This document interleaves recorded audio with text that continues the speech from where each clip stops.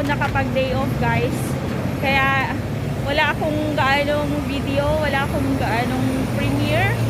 Gawa ng wala akong content. Ayan. Okay, ingot. Samahan nyo ako dito ngayon mag-ikot-ikot sa North Point. Liputin natin ang North Point pero hindi lahat guys. Ha? Lakad-lakad lang. O diba? Wow! Hi everyone! So, nagtuyo ko dire. Guys, how are you? Because I'm too busy now. And okay, mag-vlog. Mag-vlog ako yun. So, dito na nga. Ayan, samahan nyo ako maglibot-libot. Ganun lang.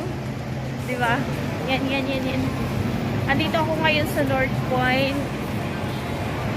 Naglakad-lakad. Tapos, nagtingin-tingin. Tapos, nag-vlog-vlog. Nag-video-video. Diba? Oh, yan. Kasama ko kayo. Yung bus dito. Bus at saka tram.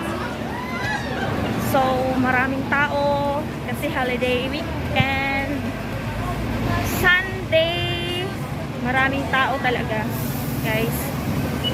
Lalo na pagka holiday. Tomorrow may ano kasi. Araw ng Big Buddha tomorrow. Kaya busy yung mga tao, mga Chinese. Kaya makibusy na din tayo guys.